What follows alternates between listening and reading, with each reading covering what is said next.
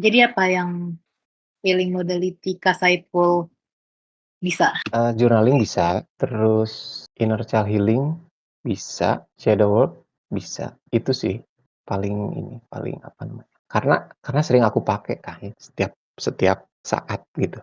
Selama beberapa tahun ini gitu. Selama 2 tahun berarti bukan beberapa tahun. Gitu. Inner child healing guided Nge-guide orang bisa. bisa. Aku udah kan sebelumnya kan aku pernah cerita, aku buka sesi gitu ya. Itu udah ada sekitar belasan orang sih yang aku guide. Wih, mantap tuh Bang. Keren. Ya udah Kak Saiful ini ngomongin soal inner child healing. Bisa. Ya kalau kalau disuruh pilih salah satu mungkin ya aku bisa ambil itu. Temen-temen mungkin apa nih? Aku mau nanya nih, dari yang aku sebutin, journaling, inner child healing, guided meditation, terus shadow work, teman-teman yang udah pernah yang mana? Journaling dong pasti. Journaling belum? Oh, yang udah gitu. Yang udah pernah dilakukan. Oke. Aku kayaknya semua sih, Bang Saiful. Aku kayaknya semua, tapi kayaknya dalam bentuk meditasi. Kalau aku harus jujur ya, aku tuh agak males kalau buat journaling. Tapi baru belakangan ini ngerasa journaling lumayan efektif sih. Memang bener kayak yang Bang Saiful bilang, kalau untuk mengeluarkan isi otak kita itu biar lebih clear lah gitu. Kalau shadow work, inner child healing itu kebanyakan kayaknya sih pakai caranya kata Kak Rista sih itu loh, yang keluarkan yang apa tuh, yang una-una itu bla bla bla itu plus guided meditation juga. Jadi boleh dibilang aku juga udah mencoba-coba sih kayak gitu. Kak Kris, Kak Anita gimana? Iya, kalau di aku sama sih. Meditasi, journaling itu inner child healing. Yang aku belum pernah nyoba yang shadow work sih. Iya, shadow work tuh ngapain sih? Ngapain sih? Yang udah dong, sharing. Aku sharing ya. Karena shadow work itu menurutku itu nggak untuk semua orang yang fase, maksudku gini, hanya fase tertentu aja. Kayak misalkan kalau aku lihat dari Arkana atau apa sih namanya yang light pad itu loh, yang angka 13. Angka 13 itu apa sih? Destiny Matrix. Destiny Matrix. Oh, the apa? Kartu kematian. Kematian. Ya. Nah, karena di aku kebetulan pada tahun itu kematian dan kelahiran kembali, nah aku dipertemukan dengan shadow work. Shadow work itu, nih aku mau cerita juga ya. Aku hari ini, kalau teman-teman mungkin ngelihatnya aku sama aja ya. Tapi aku hari ini dengan aku yang 2024 awal itu beda. Bukan seperti ini. Bukan aku yang sekarang gitu. Jadi orang yang sekarang ngelihat aku nih, mereka nggak kenal aku.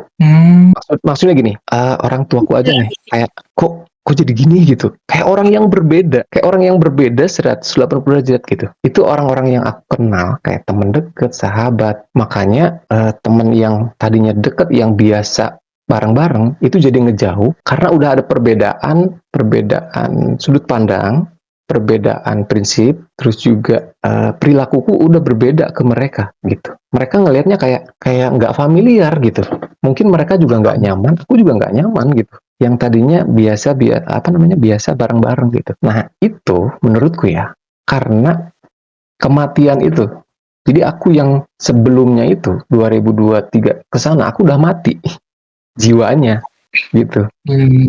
Orang yang berbeda gitu setelah itu. Nah, itu dipengaruhi sama shadow work. Jadi shadow work itu awalnya aku mempertanyakan diriku, aku nih siapa? Aku sampai mikir, aku nih siapa sih? Itu awal-awal guncangan di dalam batin.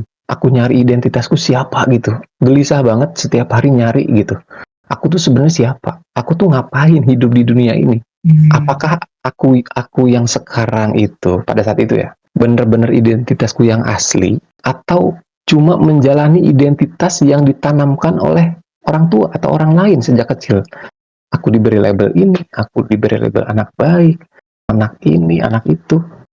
Terus untuk menyesuaikan label yang diberikan atau disematkan ke aku, terus akhirnya aku menjalani hidup yang seperti itu. Mungkin aja aku nggak seperti itu aslinya. Jadi kayak mungkin aja aku tuh alter ego diriku yang asliku tuh alter egoku gitu. Jadi teman-teman mungkin punya alter ego ya. Misalnya di depan orang nih Ya. apa namanya kayak biasa aja gitu. Tapi di sisi punya sisi lain dari diri teman-teman gitu. Yang misalnya nggak bisa diwujudkan di kehidupan nyata karena nggak mungkin gitu. Karena ada batasan Paham. moral, ada batasan agama dan lain-lain gitu ya. Tapi di dalam jiwa teman-teman misalnya suka sesuatu nih tapi ya cukup di dalam imajinasi aja gitu. Mungkin teman-teman punya alter ego seperti itu. Nah, aku tuh sampai berpikir ulang, nih aku tuh sebenarnya yang mana? Diri aku tuh sebenarnya yang mana? Karena aku di depan orang ini bersikapnya gini, aku di depan orang yang lain aku bersikapnya beda lagi. Jadi aku tuh tergantung orang yang aku hadapi gitu. Seperti apa dia memperlakukanku, ya aku akan menyesuaikan dia gitu. Ada orang baik, ya aku baik. Ada orang yang jahat, ya aku bisa jahat gitu. Jadi identitasku tuh nggak jelas sebelumnya gitu. Krisis identitas sepanjang hidupku sampai aku shadow work. Nah setelah shadow work itu, aku mulai kenal lagi diriku. Oh ternyata aku tuh ini sebelum trauma. Oh ternyata aku tuh ini sebelum aku diberi label begini. Nah shadow work itu apa? Jadi shadow work itu gimana ya jelasin? Emang harus muncul dari kemauan atau dorongan dari dalam sih, mempertanyakan identitas. Nah baru modalitinya shadow work itu gitu. Kalau misalnya ujung-ujung shadow work, aku rasa itu akan nggak terlalu apa ya, kayak ngapain gitu, nggak ada kaitannya gitu dengan kehidupan yang sedang dijalani sekarang gitu. Tapi itu tuh untuk mengenali diri sendiri yang asli, yang authentic self, diri sendiri sebelum trauma terjadi, sebelum label-label diberikan, sebelum kita mengenal norma-norma, sebelum kita dikenalkan sama agama, aturan ini dan itu, ekspresi kita yang asli itu seperti apa gitu. Contohnya, misalnya aku berekspresi nih, suka nyanyi-nyanyi misalnya, waktu kecil. Terus, satu waktu kejadian, waktu kecil itu aku dibilang bahwa jangan berisik, gitu ya, jangan berisik. Atau misalnya ketika aku menatap mata orang, dibilangnya nggak sopan. Itu kan salah satu norma yang dikenalkan, ditanamkan ke anak kecil gitu. Akhirnya, setelah aku sering dibilang kayak gitu, aku jadi nggak berani natap mata orang sampai dewasa. Aku nggak bisa eye contact sama orang. Sampai setelah aku shadow work. Gitu. Jadi waktu kecil tuh selalu dimarahin. Gak boleh ngeliatin mata orang, gak sopan, katanya gitu. Nah itu kan sopan santun norma itu kan objektif kan, sopan dan tidak sopan itu kan objektif kan. Subjektif nggak sih bang? Apa namanya? Oh iya subjektif. Sorry. Itu kan tergantung dari kebudayaan atau norma setempat kan. Nah, benar. Kalau di luar negeri misalnya nggak beramah tamah juga ya biasa aja gitu, nggak dibilang nggak sopan.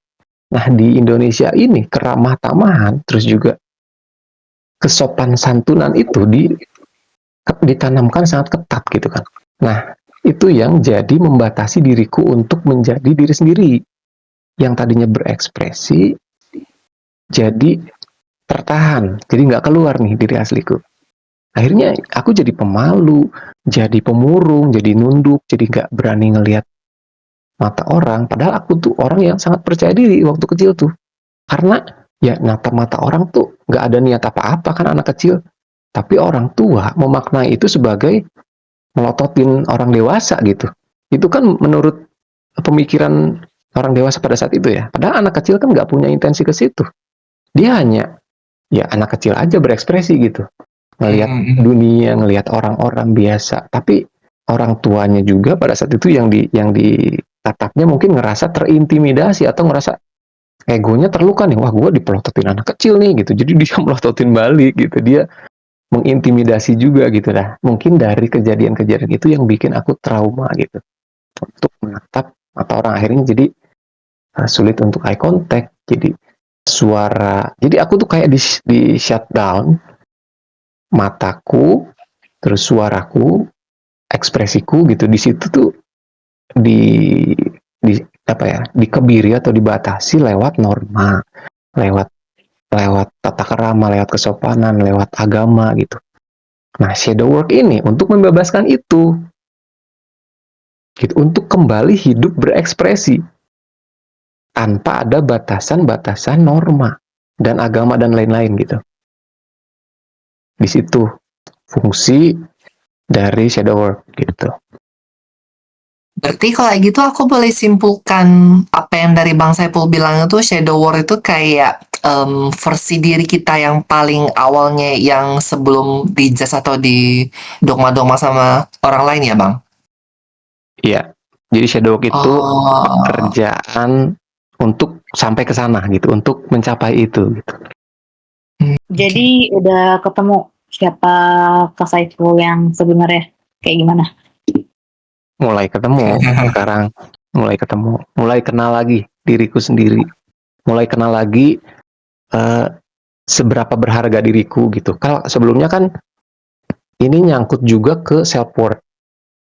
Kalau sebelumnya tuh merasa rendah diri, merasa kayak nggak berharga gitu, merasa nggak penting. Nah, setelah ya emang nggak langsung ya, bertahap shadow work juga, nggak langsung sekali melakukan terus tiba-tiba jadi berubah gitu, bertahap, terus juga dilakukannya juga berkala.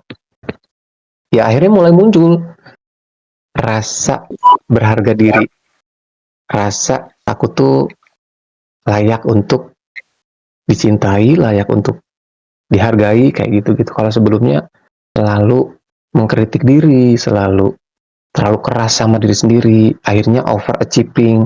Kalau kerja tuh sampai nggak kenal waktu gitu karena pengen ngejar aktualisasi diri gitu, karena merasa diri ini nggak cukup, merasa diri ini nggak berharga kalau aku tidak berprestasi. Kalau waktu kecil itu prestasi larinya ke pelajaran, ke akademis, nah setelah lulus sekolah itu larinya jadi ke karir gitu. Jadi ngejar karir, ngejar pencapaian karena diriku merasa kosong, merasa nggak berharga. Kalau aku nggak mencapai itu, aku siapa gitu? Aku nggak ada harganya, nggak ada artinya kalau aku tidak mencapai sesuatu, kalau aku tidak punya benda-benda yang bernilai gitu. Jadi aku menggantungkan nilai diriku nih ke benda yang aku miliki gitu. Misalnya aku akhirnya bisa mencapai karir tertentu, omset tertentu misalnya. Akhirnya aku punya nilai diri akhirnya. Tapi ketika si pencapaian itu turun, nilai diriku juga turun. Gitu. Kepercayaan diriku juga turun. Jadi aku tuh nilai diriku pada saat itu bergantung pada apa yang aku capai, apa yang aku punya. Makanya aku selalu beli barang-barang yang branded, yang bernilai, yang mahal, supaya untuk menutupi kekurangan nilai diriku. Jadi dengan aku punya barang branded, pakaian branded, aku jadi merasa berharga, bernilai gitu.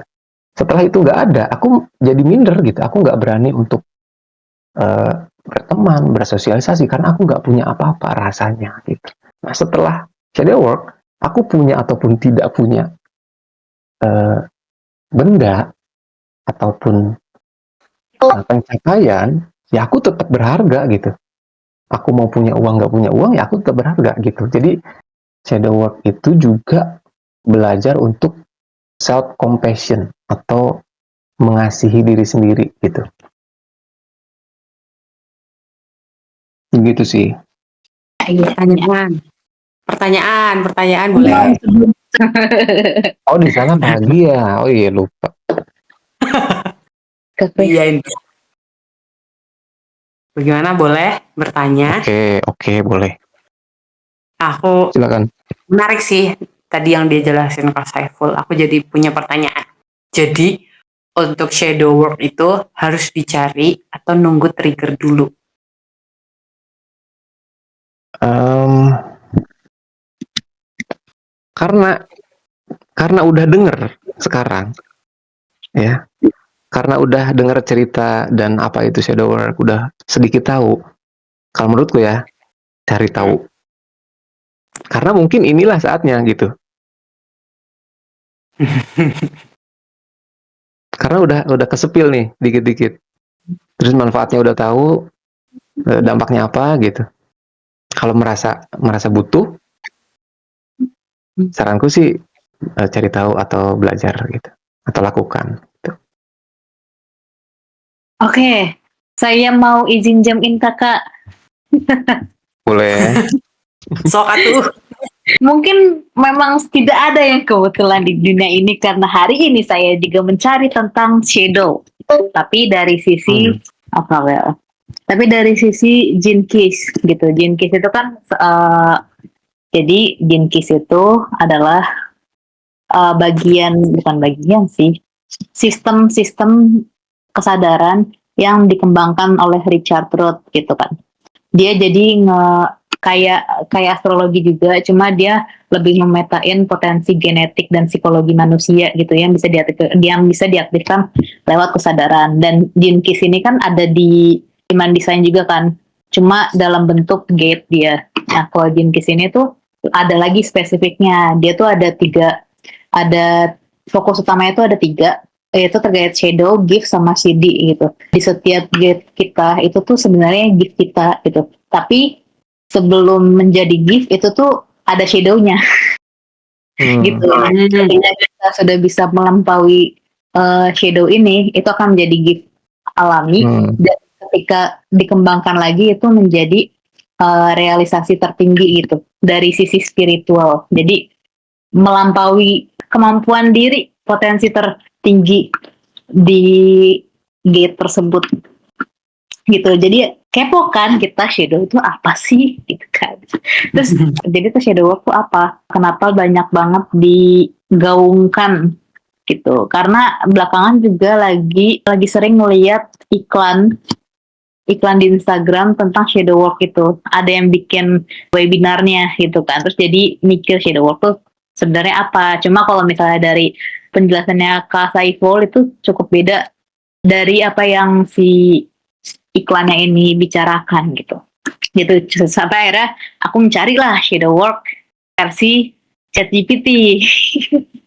Aku bertanya kepada ChatGPT. Jadi shadow work itu tuh sebenarnya konsep dari siapa awal mulanya gitu kan. Dan dia bilang itu konsep psikologi yang awalnya dari Carl Jung gitu, Carl Jung. Ya betul. Carl Jung.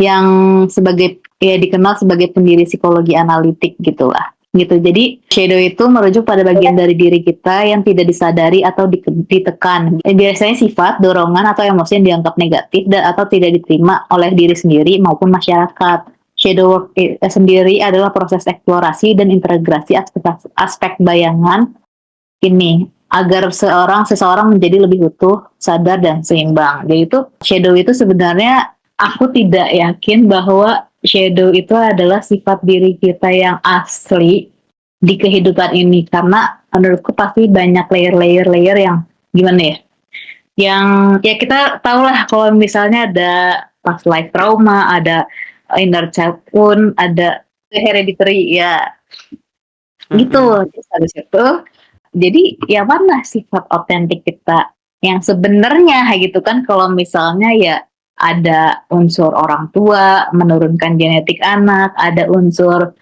past life yang mungkin karakternya juga masih kebawa saat ini, atau sebenarnya gabungan dari itu semua itu adalah otentik diri kita gitu. Cuma yang aku tangkap dari shadow-nya si Carl Jung adalah itu shadow itu adalah sifat segala sesuatu yang sifatnya adalah selalu kita pendem gitu. Entah karena ya judgement dari orang, karena disuruh, karena pernah ada trauma apa dari orang lain, makanya kita enggan untuk mengeluarkan sisi kita yang itu. Jadi kayak selalu terpendam, selalu terpendam.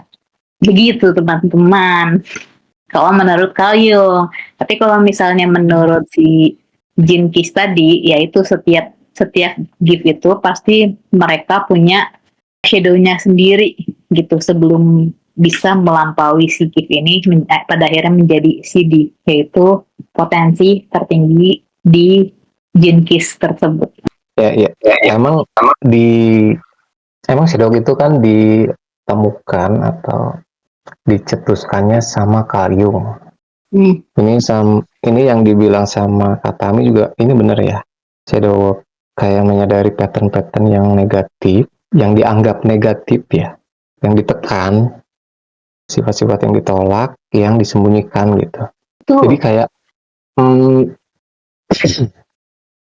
contoh kita waktu kecil itu selalu diajari untuk jangan egois misalnya ya, atau egois itu negatif menurut norma ya yang diajarkan sama orang tua. Akhirnya bukannya jadi baik tapi jadi people pleaser karena satu batasan ini.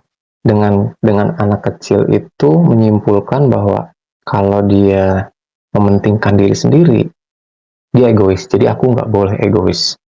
Gitu. Akhirnya jadi nggak seimbang. Akhirnya dengan lapisan-lapisan lain, akhirnya jadi people pleaser. Terus menganggap bahwa egois itu tidak baik. Padahal egois itu perlu untuk diri sendiri, untuk self-love, untuk self-compassion. Di kondisi-kondisi ketika kita tidak memungkinkan atau kita belum memenuhi kebutuhan diri kita sendiri sebelum kita bantu orang lain gitu.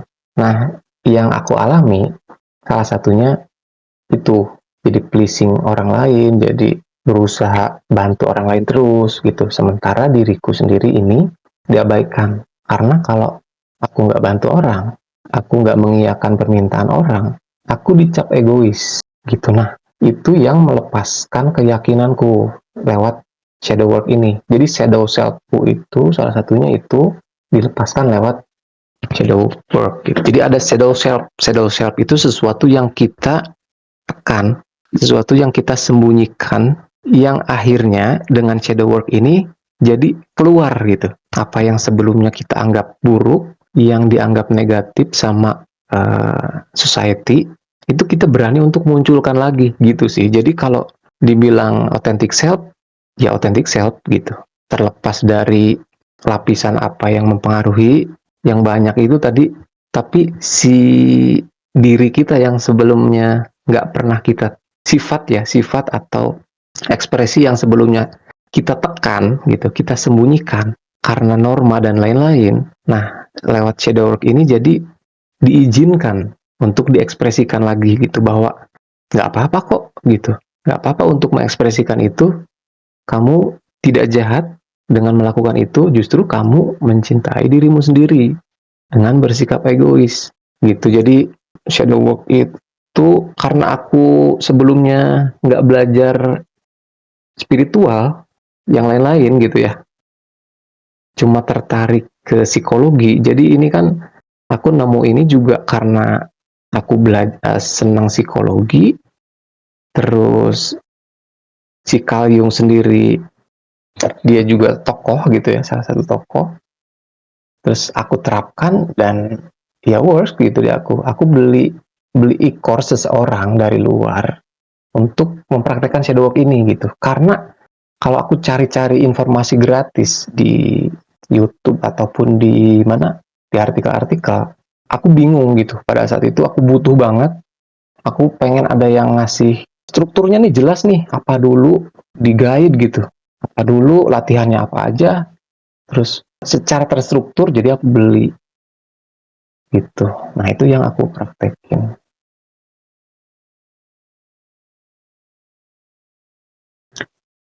E-course-nya itu aku di apa namanya, Udemy. Di Udemy itu namanya shadow work apa gitu, pokoknya di Udemy deh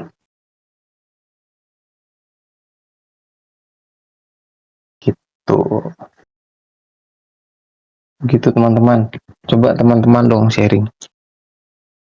Apalagi healing modality teman-teman. Gimana tuh? Secara nggak langsung juga kita setiap hari juga ngelakuin shadow work sih, dari yang Karista bilang kan, kayak kita tuh harus sadar gimana kita bereaksi, emosi apa gitu-gitu kan. Itu juga Betul. bagian dari shadow work sih menurut aku.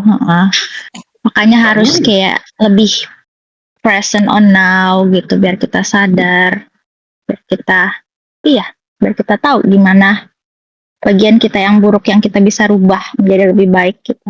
Itu sih shadow work. Nah, kenapa aku bilang healing modality itu saling berkaitan? Karena di shadow work aja itu ada berapa ya? Ada 3 atau 4 healing modality yang dilakukan. Jadi untuk melakukan shadow work itu latihannya, exercise-nya itu journaling. Kita nulis. Pokoknya kalau teman-teman tertarik, cobain deh beli e-course-nya. Itu komprehensif banget, banyak banget. Terus yang dirasa setelah itu ngalamin aneh-aneh juga gitu, kayak tiba-tiba lucid dream, terus mimpi yang nyata banget gitu selama melakukan shadow work itu ya, dari sisi spiritualnya gitu. Nah, healing modality-nya itu saling berkaitan gitu. Jadi journaling juga iya, terus juga inner child healing juga ada di situ, dilakukan pas shadow work itu. Jadi kalau Kak Tami bilang setiap hari itu sebenarnya kita shadow, iya, jadi kita mengenali trigger. Nah, kalau teman-teman merasa penting atau merasa pengen tahu apa yang perlu diperbaiki, nah ini shadow work dia menjelaskan secara gamblang gitu. Apa kaitannya trigger sama diri kita? Karena yang dijelasin juga di situ namanya tuh projection. Projection itu apa yang kita lihat di orang lain, yang kita sukai atau yang kita benci, itu sebenarnya ada di diri kita. Diri kita tuh punya nilai yang seperti itu. Jadi di journalingnya itu disuruh nulis daftar orang-orang yang kita benci gitu ya. Terus ada lagi daftar orang-orang yang kita suka gitu. Nah, sebenarnya yang kita tulis itu nantinya ya, pada akhirnya yang kita benci itu adalah kita benci pada diri kita sendiri. Misalnya aku ngelihat orang kesel banget nih, orang ini nih, misalnya tetangga gitu ya. Anjir, dia misalnya berisik banget orangnya gitu ya, ganggu gitu. Dia tuh suka teriak-teriak misalnya, suka nyanyi-nyanyi gitu. Aku tuh kesel ngelihat orang yang suka nyanyi-nyanyi. Ternyata dirikulah yang sebenarnya suka nyanyi-nyanyi gitu. Cuma kenyataannya pada saat itu aku orangnya pendiam. Boro-boro aku nyanyi untuk berbicara aja, aku kegelagapan gitu. Boro-boro nyanyi. Nah, yang aku lihat di orang lain itu, yang aku benci dari orang lain itu sebenarnya aku benci sisi diriku yang suka nyanyi, suka berekspresi. Jadi aku tekan, jadi shadow. Diriku yang ekspresif, suka nyanyi, aku tekan. Dia tersembunyi, jadi shadow self. Shadow work ini fungsinya untuk memunculkan kesadaran. Shadow self ini naik ke kesadaran sadar kalau kata Karista bahasanya. Nah, setelah itu muncul ke permukaan, setelah aku terima, oh ternyata aku tuh boleh kok nyanyi. Karena mungkin kenapa itu jadi shadow self dan ditekan, disembunyikan, karena waktu aku nyanyi mungkin pada saat kecil aku ditegur berisik misalnya. Nah, untuk mengenali kapan pertama kali aku ingin berekspresi terus dilarang gitu. Proses ini juga pakai inner child healing. Kita kembali ke masa lalu, kita ngelihat kejadiannya, kita rasakan apa yang dia rasakan waktu ditegur itu. Mungkin dia ngerasa malu, jadi nggak mau lagi untuk berekspresi, untuk nyanyi-nyanyi. Kita datangi dia, kita kasih penjelasan, kita reframing anak kecil itu. Kasih tahu, nggak apa-apa nyanyi boleh, gitu. Berekspresi itu boleh. Nggak, ini kok bukannya nggak sopan, nggak apa-apa. Boleh kok untuk nyanyi. Nah, dari situ akhirnya kita menerima sisi kita yang ekspresif itu. Nah, setelah itu muncul, setelah itu kita terima dengan self compassion, aku nggak kesel lagi ketika ngelihat orang yang suka nyanyi-nyanyi gitu. Itu ajaibnya di situ yang aku rasain ya. Jadi yang sebelumnya aku kesel sama orang tertentu, jadi nggak kesel lagi gitu. Karena bagian dari diriku udah aku terima, udah aku izinkan untuk nyanyi-nyanyi di kehidupan sekarang gitu. Jadi kalau projection itu mengenali trigger itu dari projection. Nah, untuk nge-healingnya itu ya ini dengan shadow work ini. Begitu teman-teman, silakan Dan menariknya, projection itu bukan hanya sesuatu yang kita benci, tapi yang kita sukai juga. Misalnya kita mengidolakan seseorang, ngefans banget nih, karena karakternya misalnya artis gitu ya, suka banget sama artis itu, karena artis itu suka berbagi, terus juga berbakat. Contohnya berbakat dalam public speaking misalnya ya. Nah, karena pada saat itu aku merasa tidak punya yang idolaku punya gitu. Jadi kayak nggak mungkin gitu. Ini hanya kekaguman. Aku suka sama dia karena dia tuh tegas, karena dia itu asertif, karena dia itu public speakingnya bagus gitu. Jadi aku ngefans sama dia. Nah, itu juga nilai-nilai itulah ada di diriku ternyata gitu. Jadi yang kita kagumi dari seseorang, sebenarnya itu kita kagumi di diri kita sendiri, tapi belum kita sadari. Menarik sih menurutku, shadow work itu kayak proses menemukan diri gitu. Jadi yang tadinya nggak kepikiran, kayaknya gue cuma ngefans doang gitu. Yang kamu fansin itu, ya itulah kualitas dirimu gitu. Coba nih, langsung aja deh praktek nih, teman-teman siapa yang dikagumi, yang merasa diri teman-teman nih nggak punya gitu, nggak punya nilai itu. Coba deh siapa yang gue ngefans sama orang ini gitu, nggak harus artis sih, misalnya temen ataupun siapa gitu, tokoh